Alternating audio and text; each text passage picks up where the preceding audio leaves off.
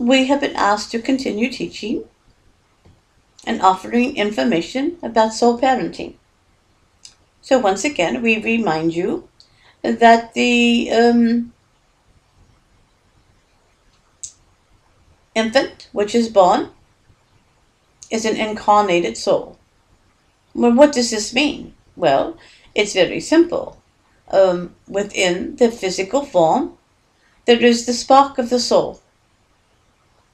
The spark of the soul is what gives life to the child.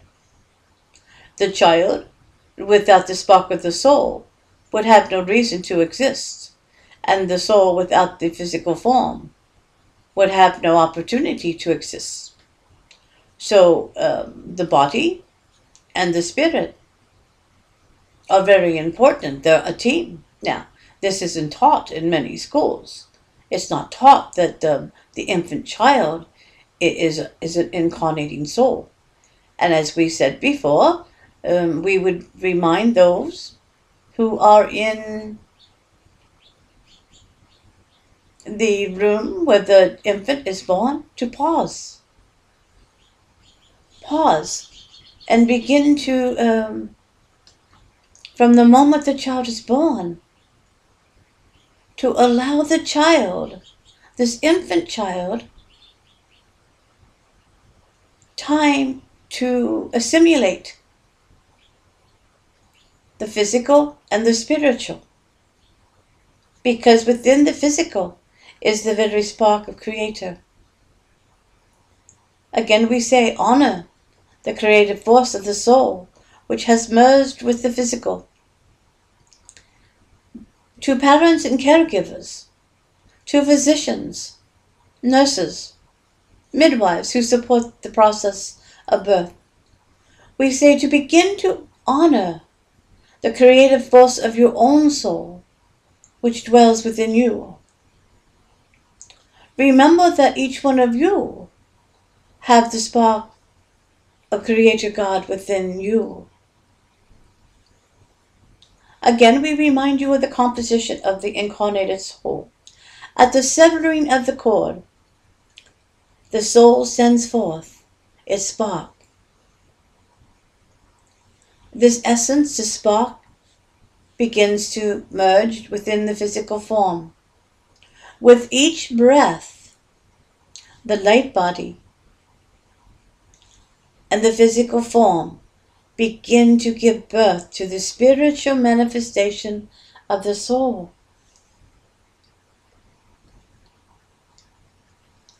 Again, do not rush this process. This infant, which appears to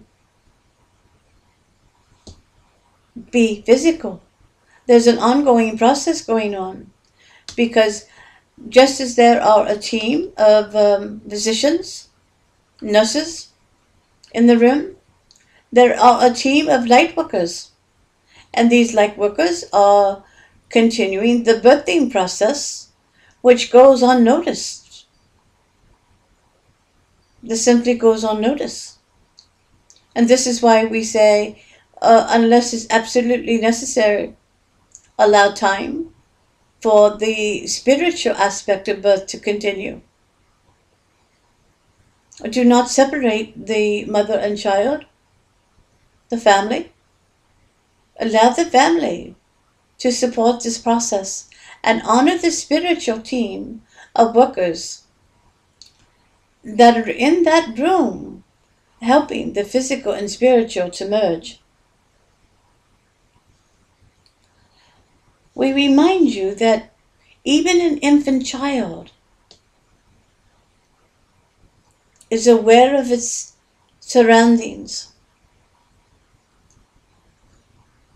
Children appear to be sleeping, and they are. They need a lot of sleep in the beginning. And also they do this because you think that it's easy to incarnate. We've done it so many times, but the merging of the physical and the spiritual take time. And this is one reason that the infant child sleeps, because it's very connected to the soul and to the world of spirit. as its grounding its light essence into the physical. We have stated before that children use their energy field to discover what the world is like around them. Before they can even talk or walk, they have determined the lay of the land, meaning they have determined what others around them expect from them. The energies of the soul are very comforting during this time, but slowly over time, the pull to assimilate with those around them pulls the infant more and more into the waking state and away from the world of the soul.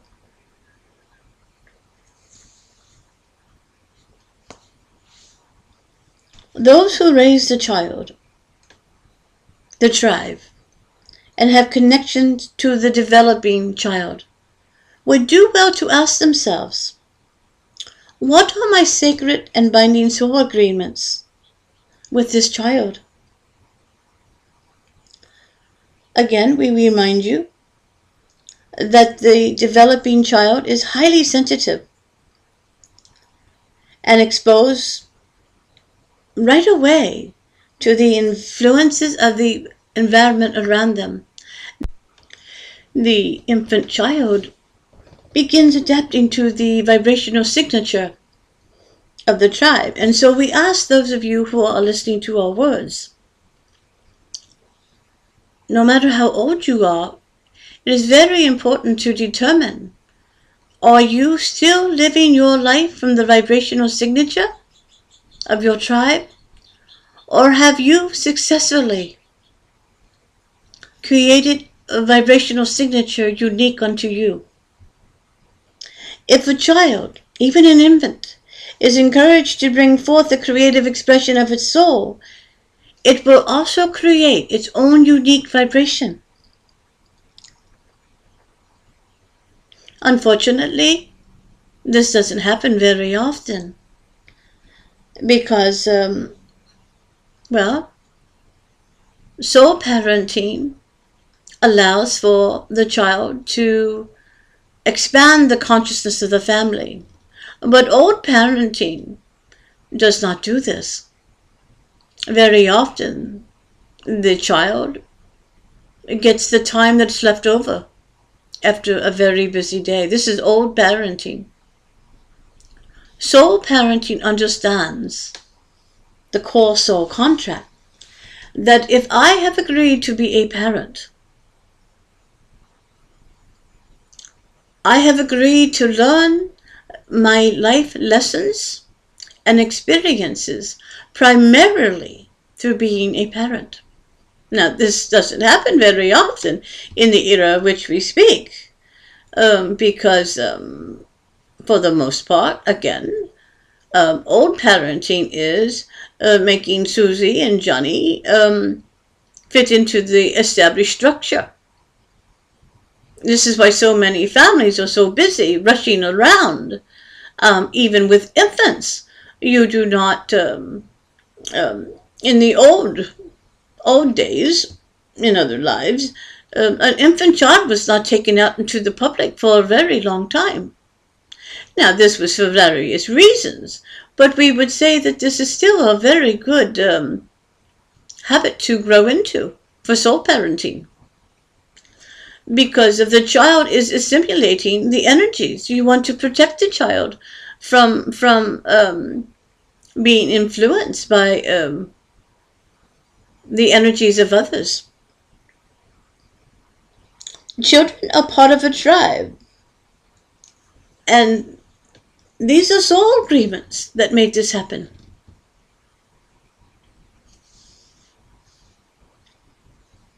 Every incarnated soul has carefully planned and chosen all of the influences, social, economic, environment, as a part of its life plan.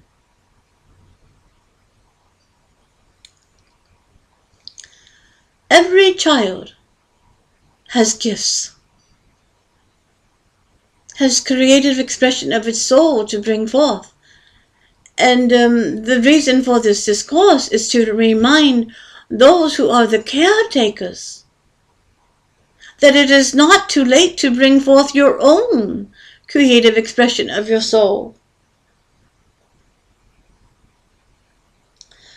We remind you again that those who have agreed to be parents have agreed to put the needs of the developing child first.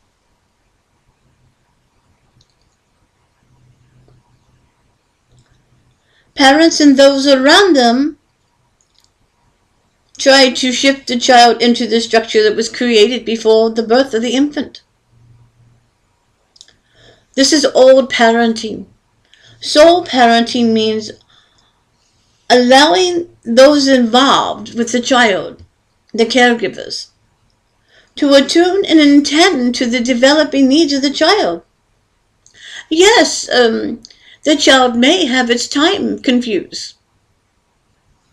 Well, the soul agreement says that Mama will adjust her time accordingly to that of the child. Old parenting says, well, a child is supposed to sleep during the day, during the night, and be awake during the day. This may not be the best for the child. Now, we understand that you have time to deal with in the earth planes of consciousness. Where we're speaking from, there is no such thing as time. So we understand that eventually the child, the incarnated soul, is going to have to deal with the structure of time. But during the first year, it is best to allow the child to find its own rhythm. And the mama and the papa and those around the child need to adjust to this. This is soul parenting. However, old parenting says, well, no, we're used to sleeping between 11 and 6, so the child must. This is ridiculous. This does not allow the child to find its rhythm. We remind you again the importance of soul parenting in allowing the child to find its own rhythm. This is not just for the physical needs. This is to allow the child to begin to bring forth into the physical the world of spirit. This is very difficult for humans to do because most mamas and papas have forgotten themselves that they have spirit guides and they go out to the astral planes of consciousness during sleep time and they see grand teachers. Most mamas and papas have forgotten this. So it's very difficult for them to bring forth in their child what they themselves have forgotten.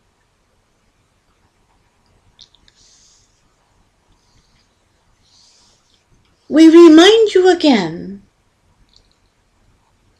that although the infant child appears to be sleeping, it is very, very aware of its environment.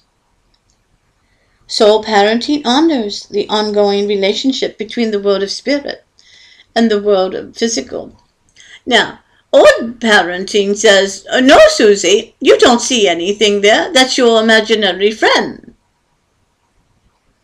This is old parenting.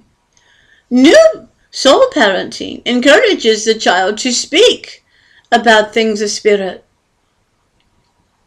And just as in the case with those birthing into spirit, those who are leaving the physical form, it's very important to honor and to help the child talk about things of soul, things of spirit.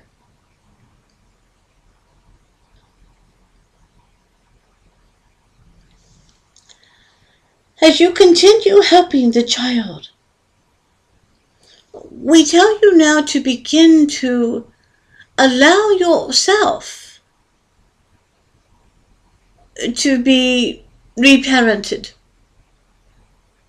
As you begin to integrate the things we are teaching you, allow the child within you to be re-nurtured. And remember those times when you were a child and you tried to tell the elders around you of the world of spirit, and you were hushed. You were made fun of. Honor those times within yourself.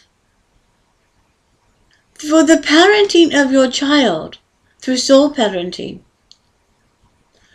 you will find that you begin to see with the eyes of spiritual consciousness as well. When one sees through the eyes of spiritual consciousness, one sees the world of spirit, of angels and guides and ascended masters and departed loved ones. One understands that they learn as much in their sleep time as they do in what appears to be their awake time. Allow this child to teach you.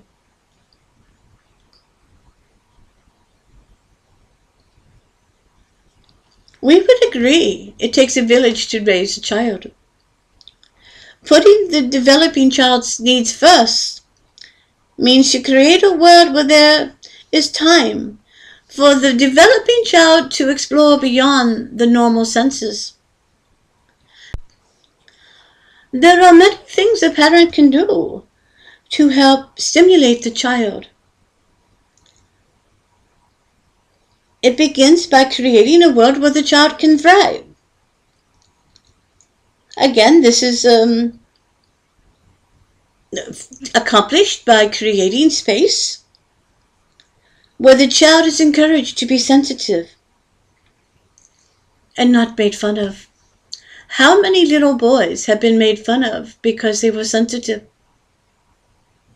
How many little girls were made fun of because they cried too much? A sensitive child is a creative child. Teaching our children to have emotions is a beautiful, beautiful journey. Learn to watch for clues from the developing infant. Even an infant can convey soul messages. Soul parenting understands that although the physical form is a developing young child, the soul age of the incarnated child may be a very, very old one. As you begin to understand that this child that you hold in your arms is an incarnated soul with gifts, life lessons,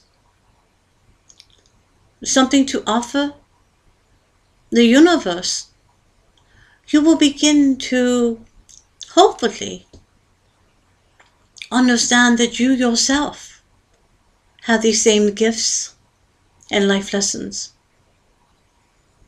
We continue to use the experiences of the incarnated baby because we know that many who hear our words were not parented in this manner. It is never too late to bring forth the promptings of one's soul. By allowing your child freedom to bring forth the creative expression of its soul, it will give you permission, the parents, the caregivers, to do the same. Remember, when a child is nurtured and encouraged by the tribe to bring forth its own individuality, the creative expression of the soul will flourish. The goals and the dreams are made manifest on the physical planes.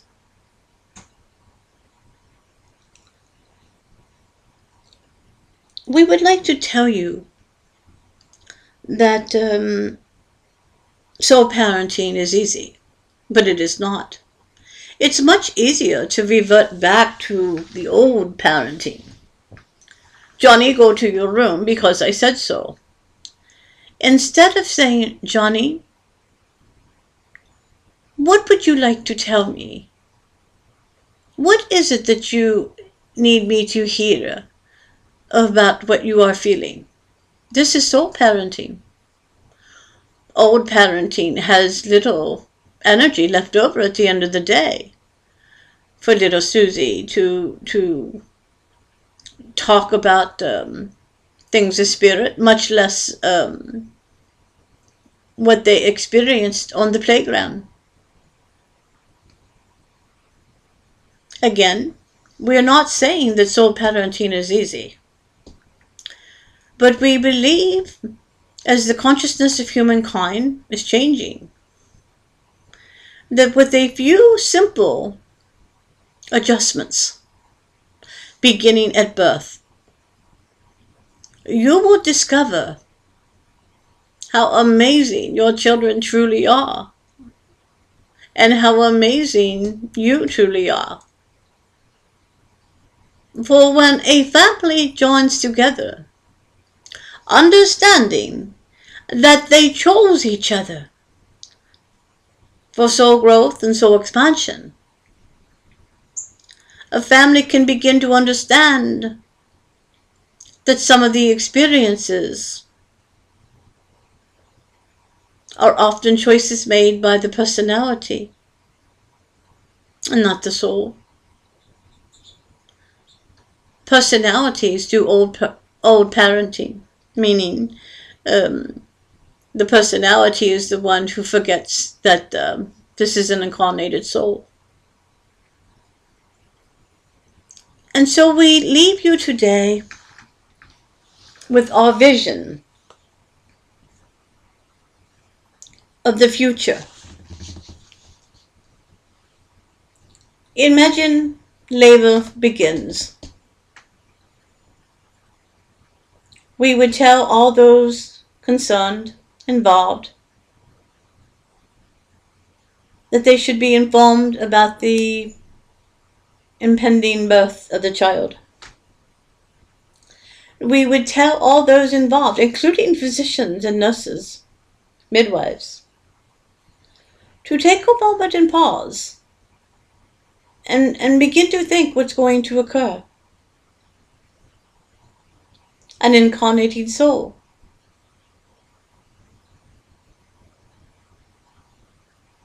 is being birthed. The laboring mother has chosen her team. We would suggest that they all gather around her and hold space for the mother and child to do the sacred dance.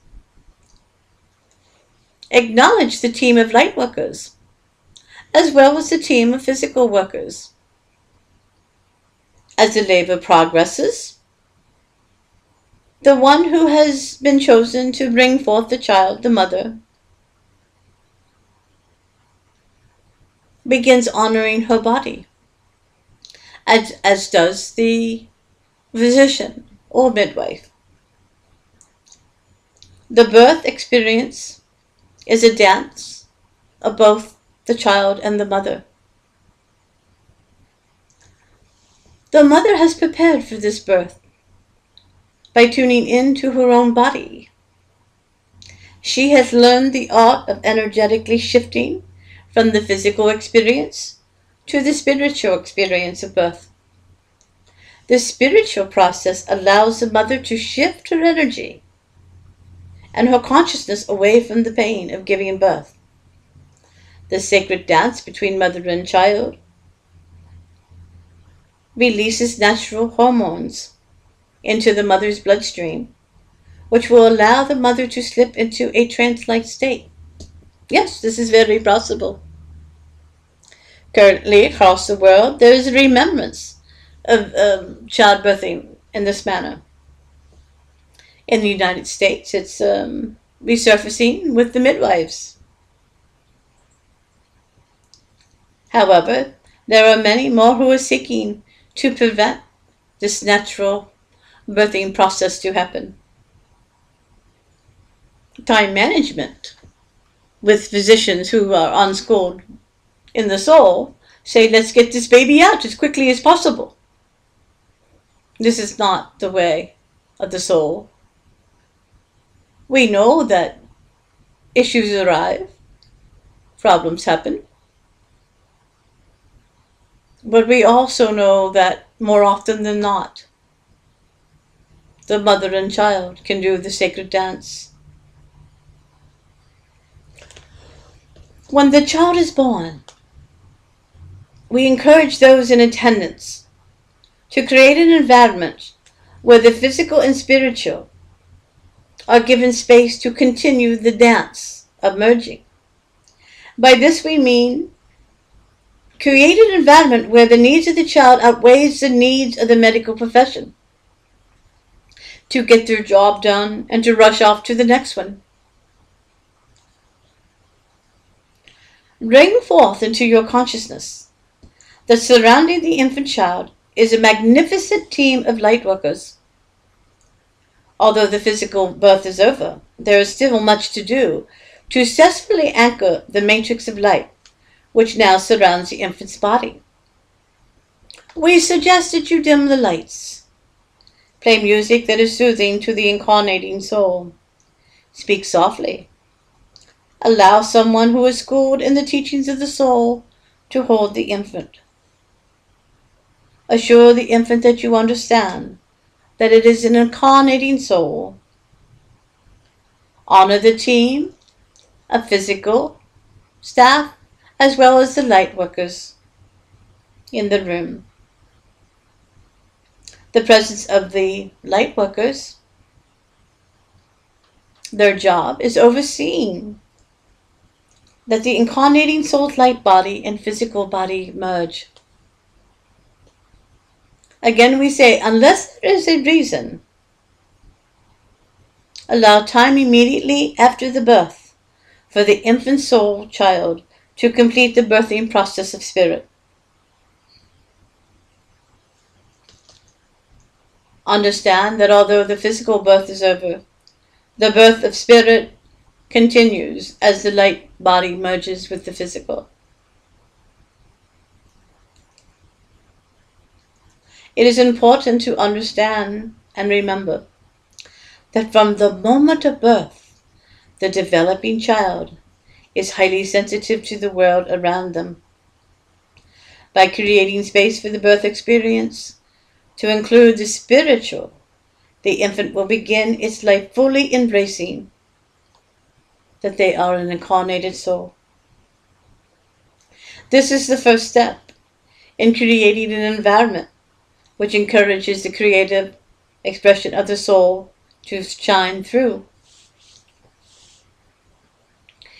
As the tribe begins to gather around with excitement, they should do so quietly and with reverence for that which has taken place. Yes, it's a beautiful physical baby, but a soul has cast forth the spark of God into the infant child, and with the physical birth, the journey of the soul continues. We remind you to honor the creative force of soul, which is now merged with the physical, and honor the creative force of soul which dwells within you. Remember that within you is the spark of Creator God. When introduced to the infant soul, each member of the tribe should reflect on the sacred soul agreements which were created in the astral realm and begin to unfold upon the birth of the child. Remind yourself of the core soul agreement. I will be that which you have asked me to be, so that you can be that which you need to be. May we seek to bring the sacred agreements into our experiences on the earth planes of consciousness, as they were agreed to in love in the astral planes of consciousness. We invite you, as you move forward, to send us your questions through Katie. We enjoy questions. We remind you that we, Anna, are 976 souls, no longer experiencing consciousness on the earth planes. Haiti is a part of our soul family, and this is why it is possible for us to speak through her. We acknowledge that doing soul parenting is a very conscious process.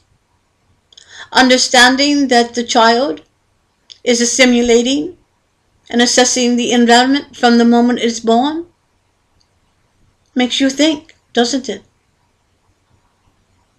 We thank you for this time. We honor you.